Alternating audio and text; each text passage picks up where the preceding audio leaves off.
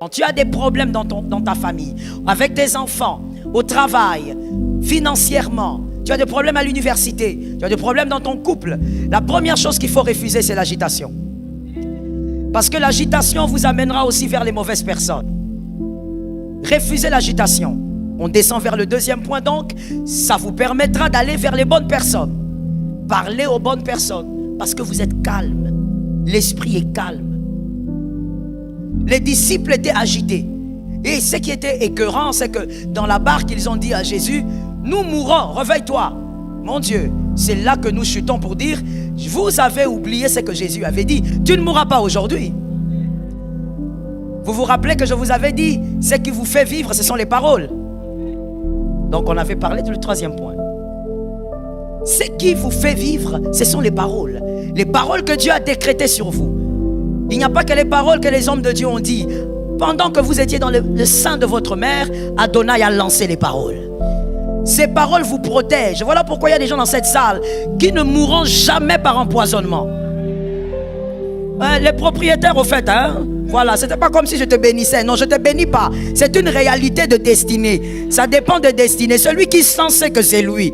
Il y a des gens qui ne mourront jamais par crash d'avion. Non. Il y a des gens qui ne mourront pas du genre, il est mort et puis on commence à chercher son pied, sa main. Non. Il y a des gens qui ne mourront pas comme ça. Parce que la parole de Dieu a été déclarée sur sa tête. Le jour où il meurt, il sait qu'aujourd'hui je pars. Les anges viennent le prendre calmement. C'est pas qu'il est en train de mourir avec les yeux comme si on l'agresse par les sorciers. Non. Mais tout ça, ce sont les paroles qui planent sur les têtes. Les disciples ont dit à Jésus, on va mourir. Mais Jésus se réveille, il dit, homme, pourquoi homme de peu de foi? Jésus, le vent est violent, nous sommes dans une barque, nous ne sommes pas dans le Titanic. Dans le Titanic, on ne sent pas le vent violent, le bateau est énorme, nous sommes dans une barque. Qui a déjà vu une barque? Il y a des gens qui n'ont jamais vu de barque, seulement la moto. Surtout les Quinois.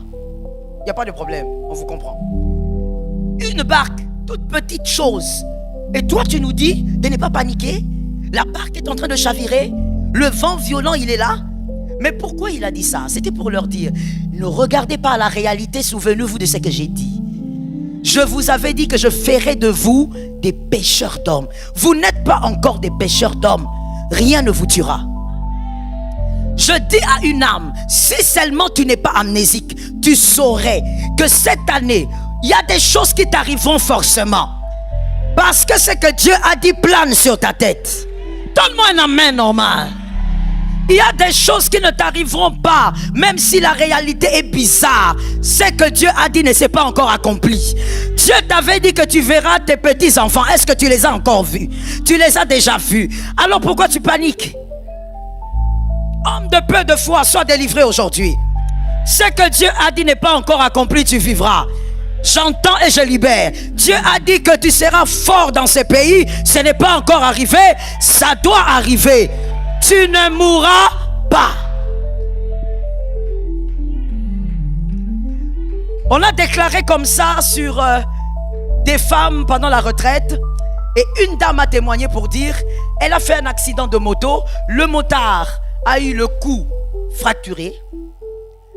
La main fracturée. Elle sort, elle était derrière, sur la moto. Elle sort avec une petite égratignure. La différence, quelqu'un dirait, non, vous voyez, c'est la puissance du fait que le motard, il était devant. Vous voyez, il y a eu le choc avant a touché. Vous voyez tout ce que vous pouvez expliquer. Ça pouvait aussi se passer autrement. Mais seulement, il y a un mystère. Lorsqu'il y a des paroles qui planent sur quelqu'un, il y a des choses qui n'arrivent pas. Let me tell you something. Et ça, c'est pour les parents. Les parents intelligents, prenez ça, c'est gratuit. Il y a des parents qui disent, non, il ne faut pas envoyer les enfants très tôt en Europe ou encore aux États-Unis. Il faut rester avec eux jusqu'à la majorité. Écoutez, ce n'est pas une question d'âge. Non, si vous l'envoyez très tôt, elle fera des bêtises, elle va tomber enceinte, ce n'est pas une question d'âge. C'est une question de sémence éducationnelle et une question de parole. Il y a des paroles qui traquent les enfants.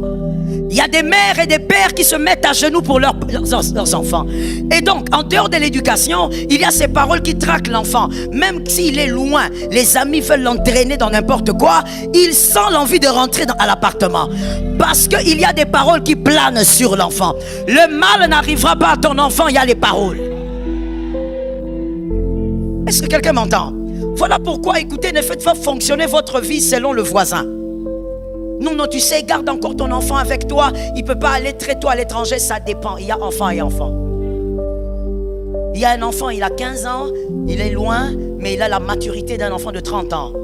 Certains de 30 ans que j'ai ici, maturité ou intelligence d'un enfant de 16 ans. Ça dépend. Tout dépend de l'éducation qu'on a placée et des paroles qui sont sur la tête. Si tu n'es pas amnésique, tu sauras que l'Éternel a dit des choses. Ces choses ne sont pas encore arrivées. Alors rien de mal ne t'atteindra. Le parcours est bon. Dis avec moi, le parcours est bon. Ce que Dieu a dit va s'accomplir. Il fera de vous des pêcheurs d'hommes. Pour les apôtres, c'était pêcheurs d'hommes. Pour toi, c'est quoi? Qu'est-ce que Dieu t'a dit? Quelles sont les promesses qui planent sur ta tête? Pas seulement pour cette année, mais pour ta destinée. Ces choses ne sont pas encore arrivées. Il n'y a personne qui te mettra à terre.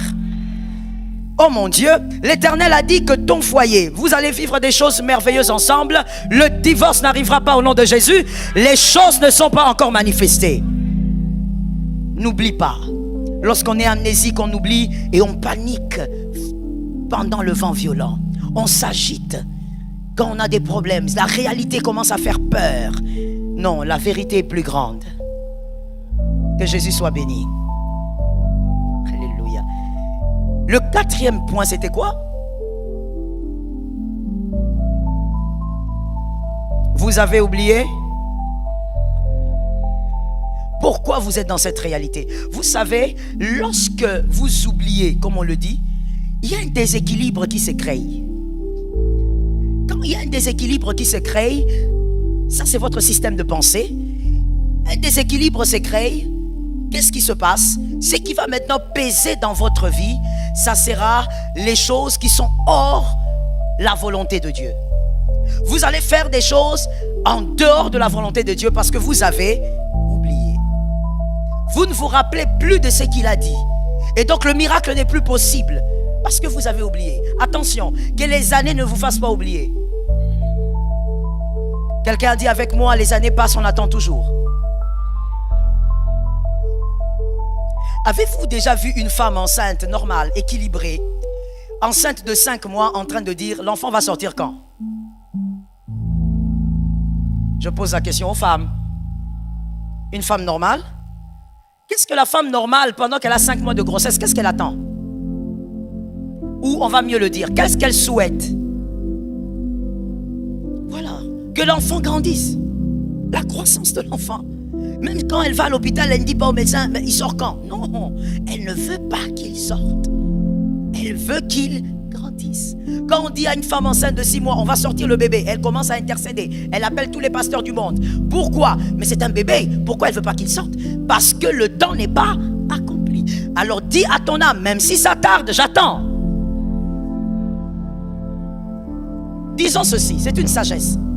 Toute attente n'est pas mauvaise. Il y a des attentes qu'il faut absolument vivre. Ça te permet de grandir. Ça te permet aussi de respecter le miracle. Ça te permet de respecter ce que Dieu te donnera. Est-ce que quelqu'un m'entend? Est-ce que quelqu'un m'écoute? Et donc, la 4e, vous avez oublié pourquoi vous êtes dans cette réalité. Dieu permet les vents violents, les difficultés, les épreuves, mais il y a une raison. Il y a toujours une raison. Vous avez oublié pourquoi vous êtes là. Quelqu'un va me dire dans cette salle, moi il m'a rien dit du tout. S'il t'a dit, seulement tu n'as pas compris qu'il t'avait déjà dit. Dieu parle tantôt d'une manière. Nous, tout ce que nous voulons, il faut que Dieu cite notre nom et dise, monsieur, voici ce que je veux faire. Non, Dieu a parlé. Dieu t'a dit pourquoi il te mettait dans cette réalité-là. N'oublie pas. Lorsque Dieu te place dans une réalité compliquée, ne sors pas sans Dieu. Be blessed. Ne sors pas sans Dieu. Ne sois pas pressé de sortir, sors avec Dieu. Si tu sors sans Dieu, tu n'auras pas Keren à bouc.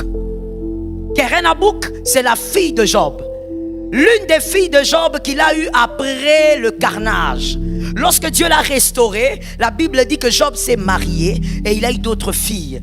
Et la Bible précise que ces filles étaient plus belles que les premières. Et la Bible cite même le nom de ces filles-là, mais ne cite pas le nom des premières, parce que justement, il y avait une particularité. Et parmi ces filles, il y avait Kerenabouk. Kerenabouk, ce qui veut dire quelque chose de glorieux et de grand.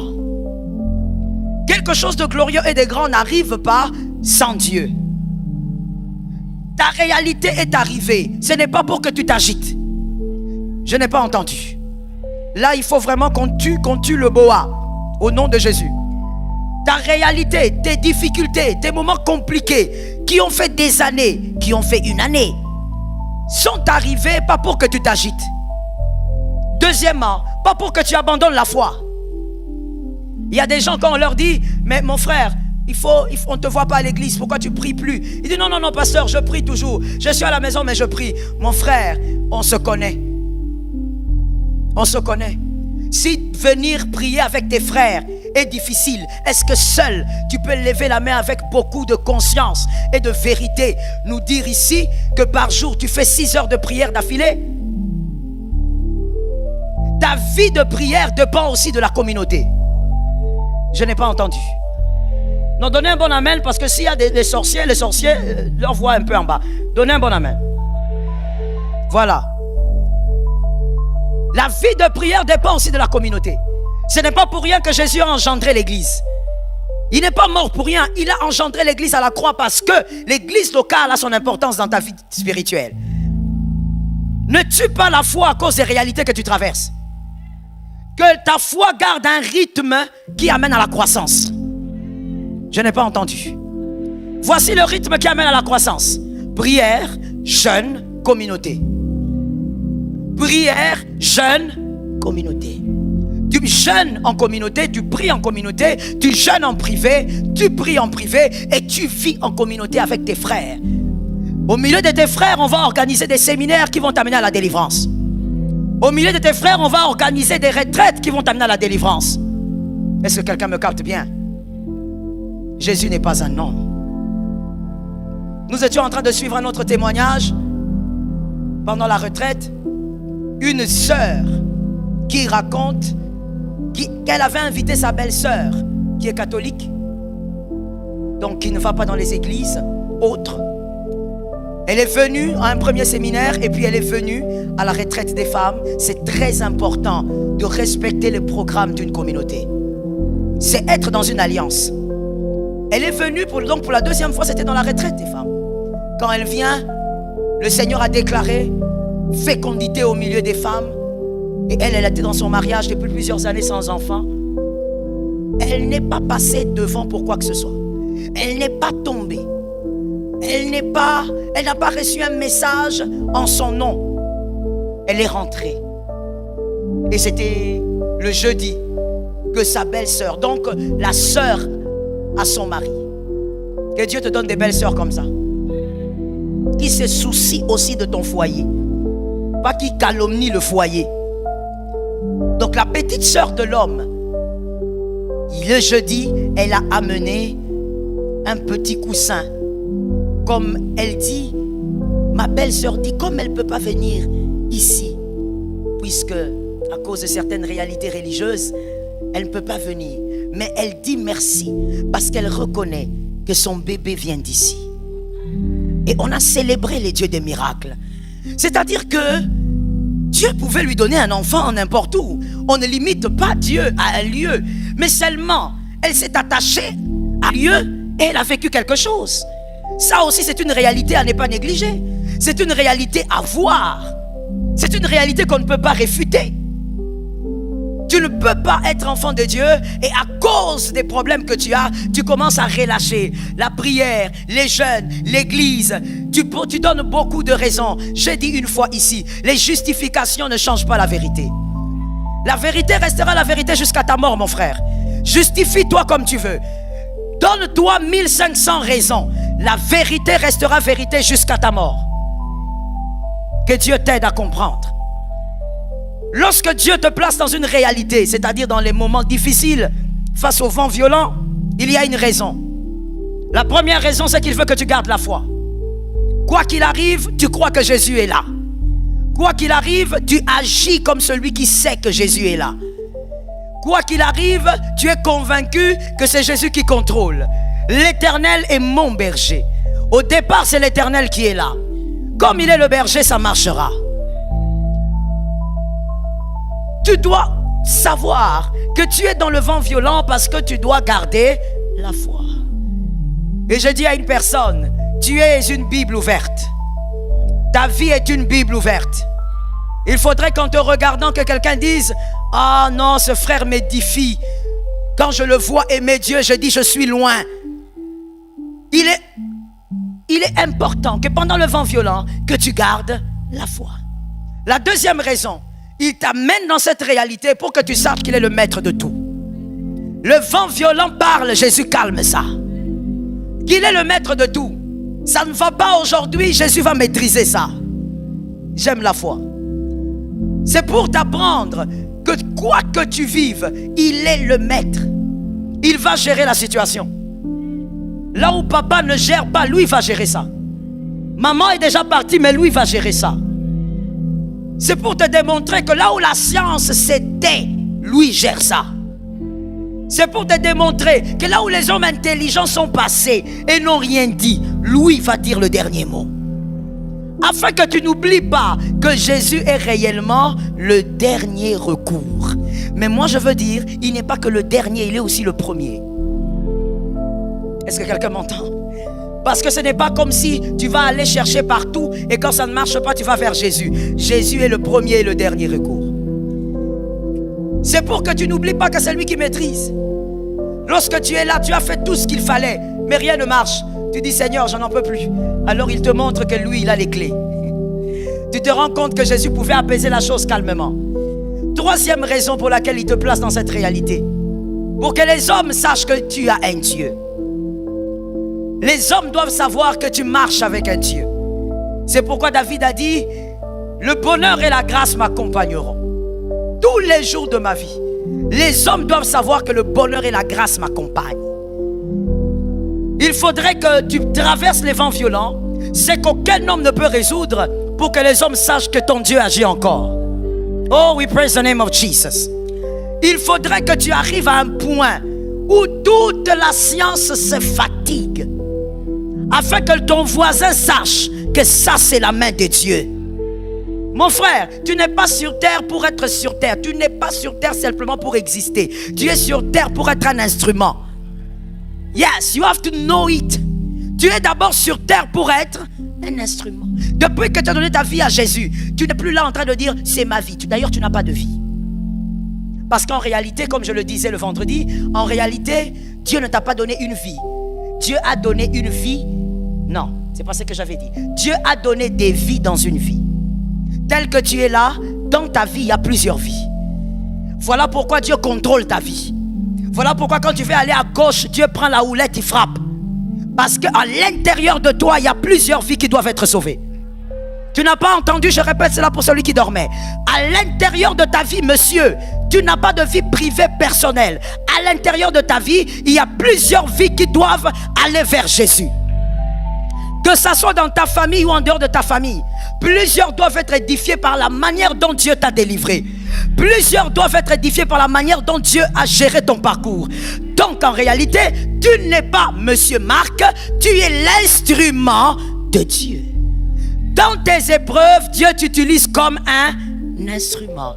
Ainsi, voilà pourquoi, monsieur, quand un païen a des problèmes, je ne dis pas que c'est toujours comme ça, c'est un exemple. Quand un païen a des problèmes, après 2 ans, il peut trouver une solution. Mais vous avez des problèmes, vous faites 7 ans. Dieu vous laisse là pendant 7 années. Alors tu es là comme ça, quand tu ne lis pas la Bible, tu dis, mais c'est quoi ça? Pourquoi moi je suis enfant de Dieu? Je fais tout ce qu'il faut. Pourquoi le païen là, il est mieux que moi? Il n'est pas mieux que toi. Lui mange et boit. Toi, tu es un instrument. Je répète. Lui mange et boit. Toi, tu es un modèle. Lui, il mange et il boit. Toi, tu es un prototype. Dieu ne t'utilise pas comme l'autre là. Non, non, non. Toi, tu es l'instrument de Dieu. Par toi, on doit savoir que Dieu passe aussi par les chemins comme ça. Que Dieu peut donner la paix même après 20 ans. Ça tombe sur quelqu'un au nom de Jésus. Vous savez, aujourd'hui, si quelqu'un prend le micro, on dit, par exemple, on organise une soirée d'édification. Depuis, quelqu'un prend le micro, il dit, bon, moi, j'ai souffert de telles choses. Ça fait 1 année.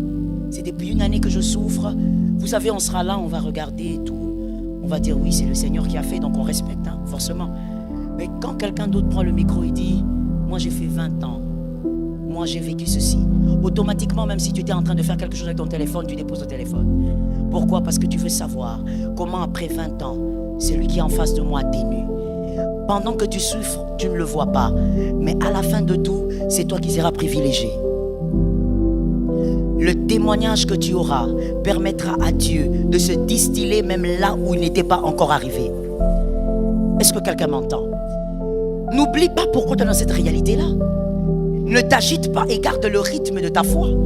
Regarde un voisin, dis-lui, peu importe ce que tu traverses, Jésus est avec toi.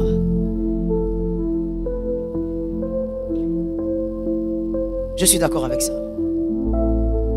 Jésus lui-même dit qu'il est celui qui est. C'est-à-dire qu'il est celui qui gère tout. Ésaïe 43, 2. Merveilleux verset. Ésaïe 43, 2. Je demande aux parents qui sont dans la salle, éduquez vos enfants selon le Seigneur. Je reprends, éduquez vos enfants selon le Seigneur. Excusez-moi de vous choquer, mais ne soyez pas des parents irresponsables. Ceux qui se limitent à faire boire, à faire manger, à faire habiller. Vous dépensez beaucoup pour que ces enfants s'habillent à la mode. Mais vous ne faites pas l'essentiel. C'est l'irresponsabilité. Éduquez les enfants selon le Seigneur. Il y a un mot que j'aime, qu'on utilise généralement. Souvent on utilise ce mot, bon, partout on peut dire. On dit éduquer un enfant, ou encore, oui, dites ça plus fort, élever. Vous avez déjà réfléchi sur le mot élever? Élève ton bic. Pasteur, élève ton bic. Élève ton carnet. Down and up. Vous avez déjà pensé à ça? Quand vous dites j'élève mon enfant, down and up, c'est-à-dire prendre en bas et faire monter. Ça ne veut pas dire nourrir. Ça ne veut pas dire vêtir. Ça veut dire prendre en bas et faire monter.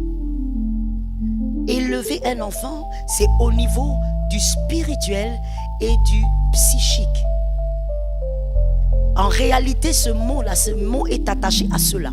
Ce n'est pas parce que de toutes les manières que vous nourrissez votre enfant, que vous habillez votre enfant, ce n'est pas vous qui permettez aux os de votre enfant de croître. Alright? Vous avez beau dire qu'il faut donner le calcium pour que l'enfant ait des os durs. Tu peux donner, il y a des gens qui ont donné, mais l'enfant n'a pas grandi. Il a eu un problème de croissance. Donc c'est pas vous qui le faites, c'est qui le fait? Mais en même temps, il y a un mot qui dit élevez vos enfants. C'est-à-dire, quand ils naissent, ils sont à l'état 0. Mais on parle de quoi? On parle du spirituel et du...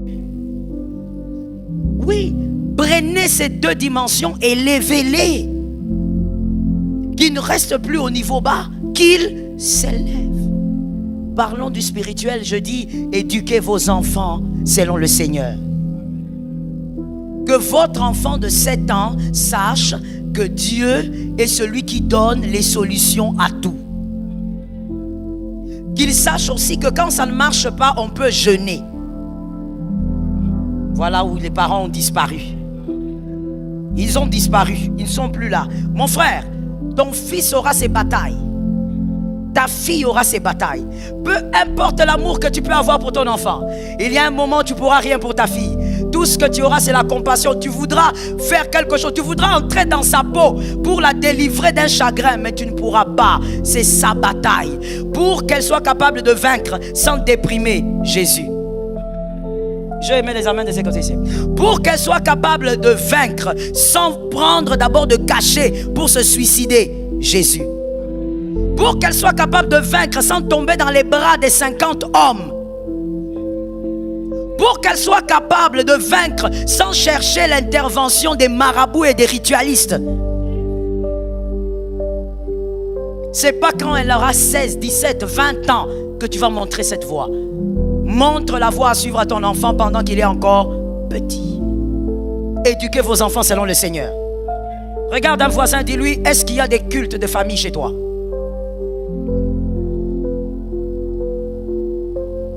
Tout ce que tu fais avec les enfants, tu donnes le téléphone, tu donnes les tablettes, tu ne surveilles même pas ce qu'ils regardent. Tu dis, c'est être à la page. J'amène mes enfants vers le modernisme. Je vais te dire quelque chose que tu n'as peut-être pas constaté. Dans ce modernisme, il y a de alpha et à l'oméga, Satan. Si tu n'as pas réfléchi, en finissant, rentre chez toi, réfléchis, et on verra si j'ai tort. Dans ce fameux modernisme, de alpha à oméga, il y a Satan dedans. Satan se manifeste dans tout. Lorsque tu donnes le temps à tes enfants d'étudier, donne-leur le temps de prier avec toi. Faites les cultes de famille. Appelez Jésus en famille. Que les enfants sachent que l'autel descend ici. Est-ce que quelqu'un m'entend bien? Que les enfants soient capables de savoir que quand ça ne marche pas, le jour où papa m'enverra à l'étranger, quand je serai bloqué, j'invoquerai Jésus. Toi, au lieu de faire ça, tu donnes d'abord seulement les choses visibles et physiques. Que Dieu t'épargne et te délivre. Ce verset d'Ésaïe 43, 2 dit quoi, s'il vous plaît? Ceux qui ont des bons yeux, on va le lire ensemble. On y va. 1, 2, 3.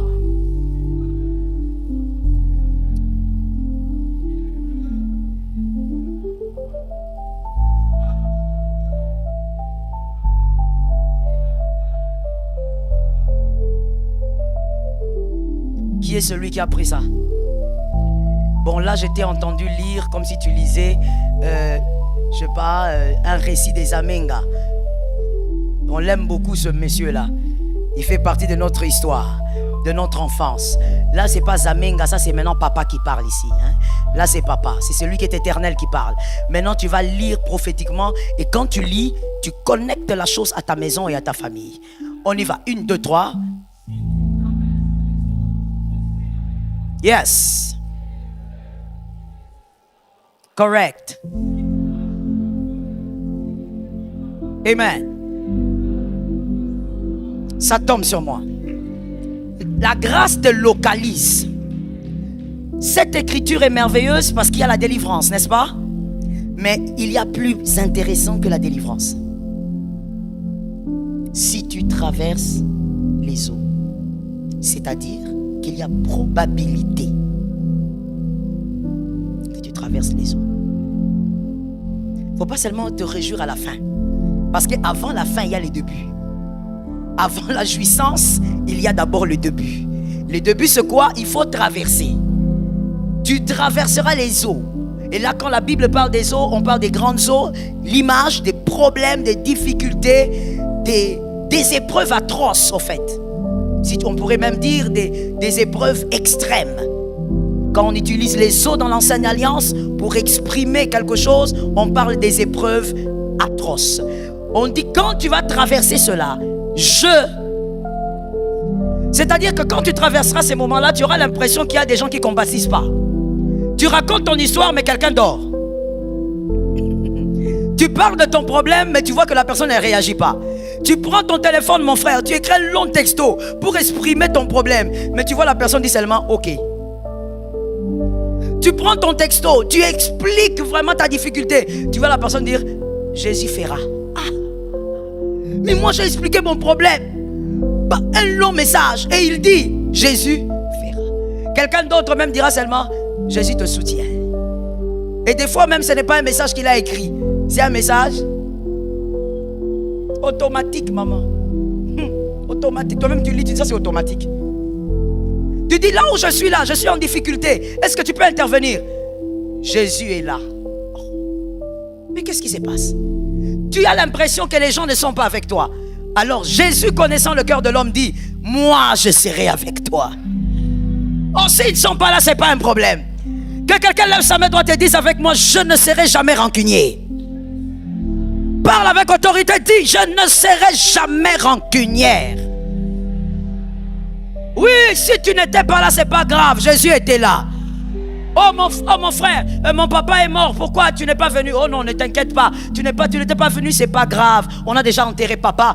Jésus était là. Mon frère, sors des choses antiques bizarres, sors de là, sors de là, sors de là, sors de là, guéris ton cœur, sors de là. Je m'adresse à toi, je dis: sors de là.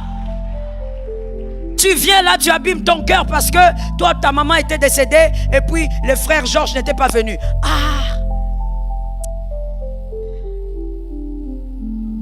Il faut.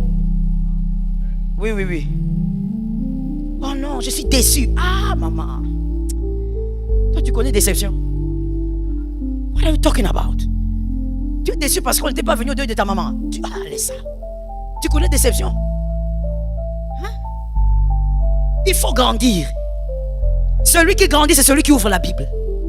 Il est écrit: moi je serai. Une manière de dire: ne compte pas sur l'homme. Cet amen n'est pas normal. Ne compte pas sur l'homme. Voilà pourquoi il est écrit: maudit soit celui qui se confie.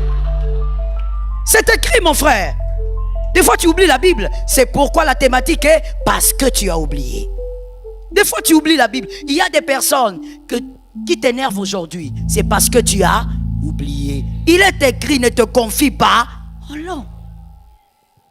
Oh, j'étais venu tard, le pasteur n'est pas sorti, je l'ai vu là-bas, je voyais. Toi, tu vois même à la fenêtre.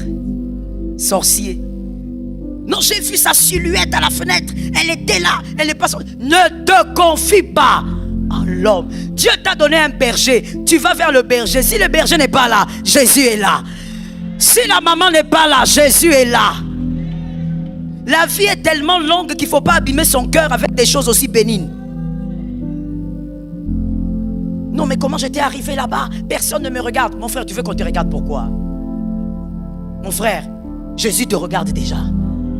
Voilà pourquoi j'ai toujours dit, la plupart des problèmes qu'il y a dans les églises locales, ce ne sont pas des problèmes liés aux démons. Il y a des problèmes, certes, liés aux démons parce que le diable nous attaque. Mais la majorité de problèmes, c'est pas ça. Il y a des personnes, par exemple, qui nous fatiguent avec les prières de délivrance, mais le vrai problème, manque d'affection. C'est une sangsue. Ça veut dire, comme il n'a pas grandi avec l'affection maternelle, paternelle, quand il vient à l'église, il veut que nous tous nous soyons ses mamans et ses... Même toi, son petit frère, hein, il veut que tu sois son papa. Ça veut dire, il est tellement manque d'affection, elle est tellement manque d'affection que même quand il passe et que toi tu donnes le dos, oh mon Dieu, moi je passais, seulement quand moi je suis passé, c'est là qu'il m'a donné le dos. Moi, cette église. C'est toi qui as un problème. Mon frère, c'est qu'on a raté dans la vie. Quand on est un enfant, on se plaint. Quand on est un adulte, on complète. Aide-moi à dire ça à quelqu'un qui est à côté de toi qui a la foi. Voilà les personnes qui m'ont suivi. On complète. C'est-à-dire que quand on est adulte, hein, on sait où on peut compléter ce qu'on a manqué. C'est ce que je veux dire, c'est ça l'adulte. Toi-même tu dis non, moi je n'ai pas grandi avec papa, donc l'autorité paternelle, je ne connais pas. Je ne sais pas comment me comporter avec un père. Maintenant, où est-ce que je peux compléter ça? Tu commences à localiser. Dieu t'a donné une église, gloire à Dieu pour toi. Le pasteur de cette église est vivant. L'apôtre Timothée est là. Ben, localise, commence à voir comment un père fonctionne. Commence à, même de loin, observe. Essaye un peu de puiser l'affection paternelle que tu avais manqué. Cherche même son numéro quelque part, dis-lui bonjour papa. S'il écrit bonjour, tu reçois l'affection là. S'il n'a pas le temps, reçois même le manque là. Il faut savoir compléter toi-même. Ce sont les enfants qui se plaignent. Moi je n'ai pas grandi avec maman. Vous savez, moi je ne suis pas comme vous. Vous avez eu des mamans. Papa, qu'on fasse comment maintenant? Est-ce que c'est nous? C'est pas Jésus qui a fait ça. Qu'on s'est tué parce que nous on a grandi avec des mamans. Mais tu veux qu'on fasse quoi? C'est Jésus qui a fait grâce à qui il veut. Mais quand tu n'as pas et tu es conscient de ce qui te manque, qu'est-ce que tu fais? Tu complètes. Tu cherches là où on complète. Est-ce que quelqu'un m'entend bien? Que Jésus nous donne la victoire. Tu traverseras les eaux, il sera avec toi. C'est Jésus qui compte. Si Jésus est là, c'est bon. Est-ce que quelqu'un m'entend bien? Deuxième partie, et les fleuves ne te submergeront point. Tu auras beaucoup de problèmes, mais tu sortiras la tête. Ça tombe sur moi-même au nom de Jésus. Tu auras des problèmes, mais tu sortiras toujours. Je précise, ça c'est pour les prophètes. Toujours, toujours, toujours, toujours, toujours, tu sortiras la tête. Assieds-toi avec ça, c'est pour toi. Tu sortiras toujours la tête. Même après 3 ans, tu sortiras. D'ailleurs, laisse-moi te dire quelque chose que j'entends l'Esprit me dire. Même si tu es dans les problèmes pendant des années, Dieu va créer quand même un tunnel pour respirer. Dieu va créer un tunnel pour respirer. Même quand ça ne va pas, tu es coincé. Mais il y aura quand même des entrées qui te donneront la paix. Oui, ça ne marche pas financièrement, mais tes enfants grandissent bien. Tes enfants sont protégés. Tes enfants sont dans la paix. Tes enfants réussissent. J'entends une folie, je libère la folie. Au nom de Jésus de Nazareth, que tes enfants ne reprennent jamais une classe. Au nom de Jésus de Nazareth, que ce soit à l'école secondaire, que ce soit à l'université, que tes enfants ne reprennent jamais une seule classe. Assieds-toi avec, c'est pour toi. Tu sortiras toujours la tête. Toujours un moyen de respirer. C'est là qu'il y a quelqu'un qui dira, oh, mais toi tu as des problèmes comme ça. Pourquoi tu t'habilles bien? Tu veux que je m'habille mal? Que je sois façon. Tu as oublié que je suis congolaise? Jamais. Comment ça? D'abord enfant de Dieu, ensuite vraiment. Jamais. Toi tu crois que quand c'est pourquoi mon frère, excuse-moi, mais si moi je viens à ton deuil, Dieu permet que je sois là à Kinshasa, je viens à ton deuil. Mon frère, je ne viendrai pas en noir. Non, il faut m'excuser, je ne viendrai pas en noir. Parce que si nous sommes enfants de Dieu, nous savons que cette mort est un passage. La personne est allée dans un lieu de paix. Alors moi je célèbre le passage. Mais mon frère, pourquoi quand tu as des problèmes, tu dois devenir comme si tu habitais tout près d'un volcan? Même nos frères bien-aimés qui habitent près d'un volcan. Parce que moi je pense, c'est libre à moi s'il vous plaît, ne jugez pas mon opinion. Ça c'est mon opinion. Moi je pense que c'est la meilleure partie du Congo. Goma est la meilleure partie du Congo. Que ça soit pour vivre, que ça soit en nourriture. Non, c'est la meilleure partie du Congo. Alors je t'assure, il faut y aller. Ah c'est beau. Tu regardes, tu dis, mais une fois je suis allé avec les enfants en vacances, j'envoie les photos à mes frères, ils disent, mais tu es allé où? Tu es en Suisse? Je dis, non, je ne suis pas en Suisse, je suis au Congo. C'est très beau, un climat extraordinaire. In the name of Jesus, aucune portion ne partira. Aucune partie ne partira. Jésus n'est pas un homme, aucune partie ne partira. J'avais dit quelque chose qui avait choqué, mais je réchoque. Si les hommes sont infiltrés, sont corrompus, Dieu va lever des fantômes. Ils vont se battre pour la victoire. Les esprits vont se battre. Les esprits vont se battre. Ah mon frère, dans la bataille, va poser la question à tous les grands généraux. Dans la bataille, il n'y a pas que le physique.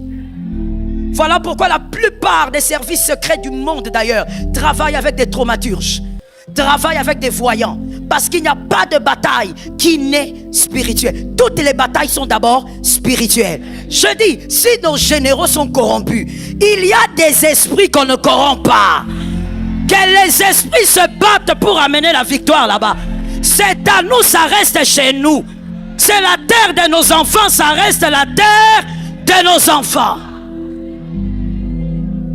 C'est la meilleure partie. Si tu vois la nourriture qu'il y a là, si tu vois la pomme de terre que toi tu as ici, médiocre, c'est que tu achètes ici à Delvaux-Lupin, triste. Quand tu vois une pomme de terre à Goma, my goodness, tu dis mais ça c'est quoi? Non, c'est quoi? Un fruit Vous avez des fruits à Kinshasa? Vous n'avez pas de fruits? Vous avez les résidus des fruits. Il faut aller voir ce qu'il y a là-bas. J'ai dit à quelqu'un, même ceux qui sont là ne vivent pas comme s'ils étaient à côté du volcan. Toi, quand tu as des problèmes, tout le monde doit savoir que tu as des problèmes. Tes cheveux sont bizarres. Tes lunettes même sont penchées. Même les lunettes sont penchées. Parce que tu veux montrer à tout le monde que tu es mal. Chaussettes rouges, chaussettes bleues. Mon frère, parle-nous les enfants de Dieu. Les enfants de Dieu, les fleuves ne submergent pas. Tu vas mal, mais tu es bien habillé. Tu vas mal, mais tu te parfumes. Tu vas mal, mais tu te coiffes. Tu vas mal, mais tu as la démarche. Tu vas mal, mais tu vas très. C'est seulement quand tu vas mal que tu sors le meilleur vêtement là, tu portes. Et tu te balades dans le quartier, tu organises une balade pour rien. Tu sors dans les quartiers, on te demande tu vas où? Les quartiers. Tu vas seulement au coin et puis tu reviens. Tu imposes à ton mental que les eaux ne me submergeront pas. Tu ne vas pas t'enfermer dans la chambre déprimé parce que tu attends une promesse depuis des années. Celui qui a fait la promesse est fidèle. Il est écrit que celui qui a fait la promesse, il a aussi la capacité de l'accomplir. You are going to say something. Dis à un voisin ceci. Je vais essayer de le dire en lingala. Si ce n'est pas bien dit, corrige. Dis à un voisin. Ah, c'est difficile en lingala. Si tu te moques, tu es ouvrier, je te suspends. Non, je vais le dire en français. En lingala, c'est compliqué. Dis à un voisin. C'est Jésus qui m'a fait la promesse, c'est lui qui a ma dette.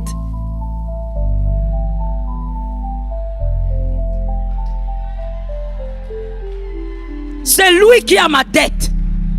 Ah, c'est lui qui a fait la promesse. Tu ne vas pas mourir là. Réveille-toi le matin à partir d'aujourd'hui. Ne dors pas jusqu'à 10 heures. Lève-toi le matin. Lave-toi. Parfume-toi. Lève ta main droite et déclare: l'Éternel est mon berger. Je ne manquerai de rien. Il me fait reposer dans les verts pâturages. Il me conduit près des eaux paisibles. Il restaure mon âme. Quand je marche dans la vallée de l'ombre de la mort, je ne crains aucun mal, car il est avec moi. Sa houlette et son bâton me rassurent. Il dresse devant moi une table en face de mes adversaires. Il oint ma tête et ma coupe déborde. Oui, tous les jours de ma vie, et j'habiterai.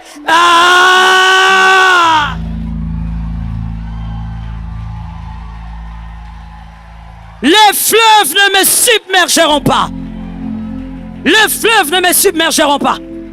Il y a quelqu'un qui dit: on croyait qu'avec le problème que tu avais dans ton couple, que tu allais mourir. Non, le couple là va se réparer. Et il n'y aura pas de mort. Lève ta main droite et dis avec moi: les fleuves ne me submergeront pas. Deuxième fois. Troisième avec autorité. Quatrième avec puissance. Cinquième avec force. Sixième avec puissance. Septième, prophétise. Prophétise. Prophétise. Prophétise. Qu'un prophète parle. Prophétise. Les fleuves ne peuvent pas te submerger.